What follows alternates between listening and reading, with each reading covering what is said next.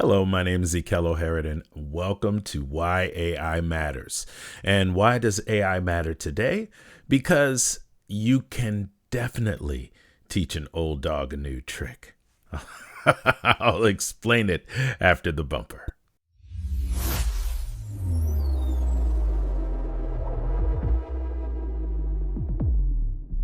This is Why AI Matters, and what in the world am I talking about? I'm talking about the fact that I am part of a musician's mastermind, and this musician's mastermind meets once a month, the first Saturday of every month. Our subject today, I was teaching a class on vibe coding. And so we're going to jump into that class with a bunch of older guys and even a professor of actual programming. So let's jump right in. I want everybody to be able to build an app after I talk to you for this 10 minutes, if it takes that long. I've given you the link. You know that you end up here and you go, I don't know what I'm doing. It doesn't. Okay, I know that. That's not what we're doing. What we're really doing is right here over on the right-hand side, on the left-hand side, we're going to go over to the build button. There are other things you can do.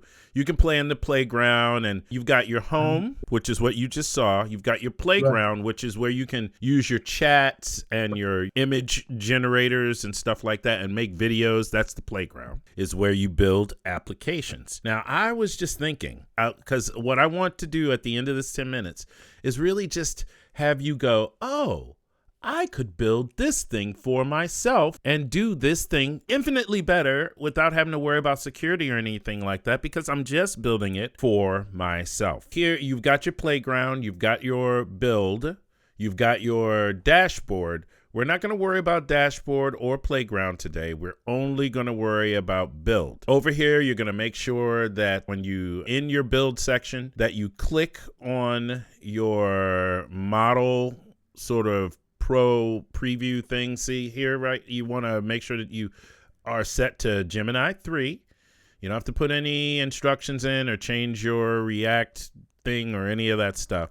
You will have to make sure that your microphone is selected correctly because this thing listens to you. What's really cool about it listening to you is that you can just turn on the microphone, start rambling because you have this idea, but you don't really know. And remember, it's being powered by Gemini 3, which is a brand spanking new model that came out last week from Google. It's probably one of the best ones to interpret you and who you are and what you and how you say things. Okay. The moment you turn that microphone on and start rambling, and then you hit the microphone again, it will just populate that whole ramble bull caca into that field right there. Watch this. So I was talking to my homies, and they were having this back and forth argument about indexing in books. And what I want to do is I want to be able to take the whole text of the book and then take all of the things all of the references of all of the guys and gals that are in the book, and I want to make a comprehensive index that does not add 100 and some pages to it. I want to be able to have just the reference of the thing and the quotes for people, and anytime he references somebody, I want to be able to key it back to all of the references that we had in the first place. So let's think about building it like this. I want to have it so that I can put my entire text in and my references, all of my references in, and I want you to do all the work to connect the two, and then I want to be able to print out either a PDF, a docx, or a plain text document, and I want to be able to do all of that. And I want to be able to use my entire text of my book and the entire references so that it all works together. And then I hit the button right there, and now we are off to the races, gentlemen. We are off to the races. It is literally interpreted all of the things. This is the part that gets me always about this. It takes my ramblings.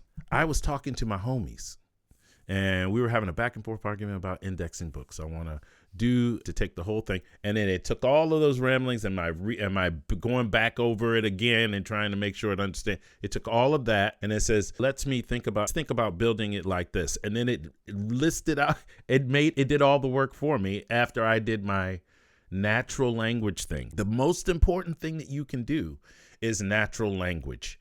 Natural language when you are talking to these LLMs. That is what they are built to understand. And so if you start putting in all these weird parameters, just everything that you can think of that you want to start this process out with, you just talk to it and say those things to it. Here's the key.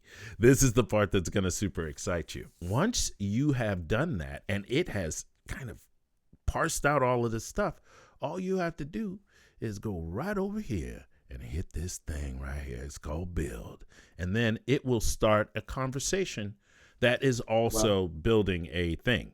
And you will be able to test that thing out immediately. We're going to probably end up changing the design of it. It's going to come up with something that's probably going to have purple in it. Watch. When you're writing, there's all these things that you run across.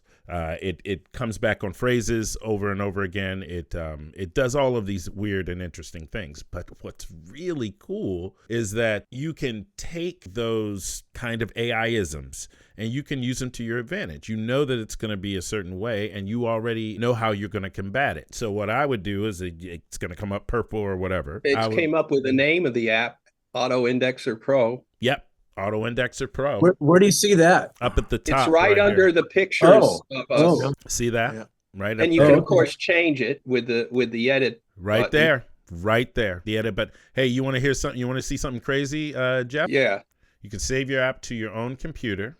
You can download the app.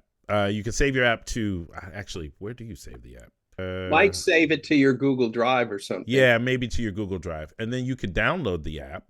So the entire package, and see if you can run it, probably in your web browser. Actually, as a professional software developer, I'd like to see the code it generates. Right. Okay. Hey, Jeff. Hey, Jeff. Jeff. It even drops straight to GitHub so that you can have other people disseminate it. You can disseminate it as quickly as possible. They even have a back-end deployment button here, so you can deploy this app if you really, really want to, and you have the skills to do it, which Jeff does, right? And then Jeff, I love this IDE. You know why I love this IDE? Because you are in the mix immediately. Okay, so it looks like Autofix over here. You'll see we had an error. It ran through all of the things that it wanted to do. It fixed, it created all of these different files, workflows and stuff. It built all of the back end right there, and it had an error and tried to run it, had an error. So you hit the Autofix button. It uncants and the syntax error. It requests all of the modules. File saver does not provide an export named save as. So it tried to run it internally. And so this section over here, this thing is called an IDE. Do you know what that means, Jeff? I don't know what that means. Yes, it's an integrated development environment. It includes an editor. You can run the code, and a debugger to debug the code, and often includes a lot of other tools like source control interface, so you can interface it with GitHub.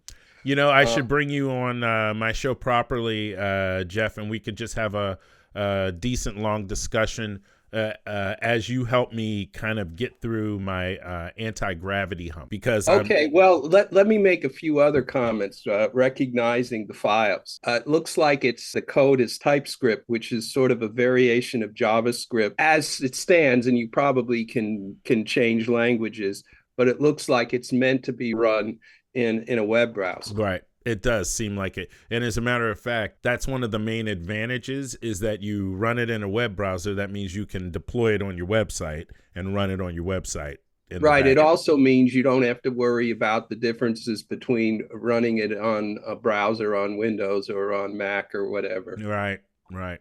How much does this cost? You have a Google account that you pay for, right? Yes. Yeah, you're on.